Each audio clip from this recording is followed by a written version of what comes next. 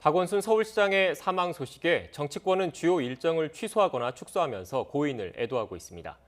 더불어민주당은 고인을 추모하며 서울시정을 각별히 챙기겠다고 강조했고, 미래통합당도 최대한 언행을 조심하며 추모에 동참하고 있습니다.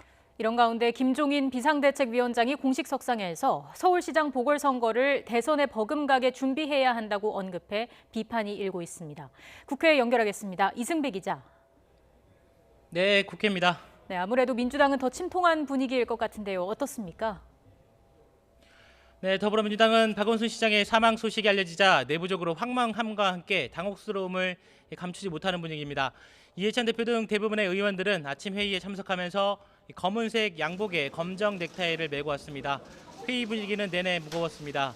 이 대표는 모두 발언을 시작하면서 감정에 북받친 듯 말을 잇지 못하다가 입을 뗐습니다. 이 대표는 고인은 유신 시대부터 민주화 운동을 해온 오랜 친구이자 80년대 이후 시민운동에 씨앗을 뿌리고 크게 키워낸 인권 변호사였다면서 평생 시민을 위해 헌신한 고인의 삶과 명예를 기리며 추모의 마음을 바친다고 말했습니다. 또한 고인이 그렇게 아꼈던 서울시정의 공백이 없게 각별히 챙기겠다고도 약속했습니다. 민주당은 평생 동안 시민을 위해 헌신하신 고인의 삶과 명예를 기리며 고인의 가시는 길에 추모의 마음을 바칩니다. 민주당 지도부는 부동산 후속재택 당정회의를 포함해서 오늘 예정됐던 일정 대부분을 취소했습니다. 당대표 선거에 출마하는 이낙연 의원과 김부겸 전 의원도 박 시장의 장례 일정을 마무리할 때까지 당권 레이스를 당분간 중단하기로 했습니다. 정의당도 오늘 잡힌 일정을 모두 취소했고요. 논평을 통해 박 시장이 걸어온 삶을 반추하면 비통한 마음이 든다면서 고인의 명복을 빌었습니다. 열린민주당은 박원순 시장이 천만 촛불 광장을 지켜줬던 것을 잊지 않겠다 이렇게 밝혔고요. 국민의당 역시 참담하고 안타까운 마음을 금할 수 없다며 애도의 뜻을 표했습니다. 미래통합당 분위기는 어떻습니까? 네, 미래통합당도 박 시장의 비극적 선택에 안타까움을 표현했습니다. 오늘 새벽 대변인을 통해서 구두 논평을 낸 데 이어서 오늘 아침에는 주호영 원내대표가 직접 메시지를 냈습니다. 한번 들어보시겠습니다.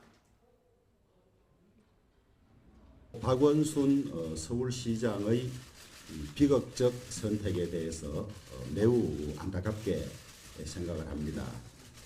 큰 슬픔에 잠겨 있을 유족들에게 깊은 위로의 말씀을 드립니다.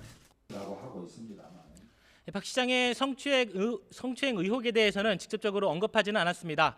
주 원내대표는 그러면서 소속 의원들에게 문자 메시지를 보내서 여러모로 엄중한 시국이라면서 언행에 유념해 줄 것을 각별히 당부했습니다.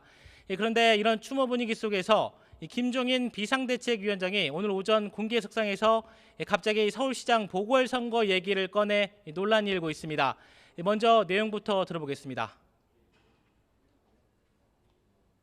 내년 4월 7일에 우리가 겪어야 할 이제 서울시장 보궐선거라든가 부산시장 보궐선거라든가 또 경우에 따라서 또 다른 어느 한 도의 선거를 갖다가 전제로 한다면 대통령 선거에 버금가는 우리가 선거를 해야 됩니다.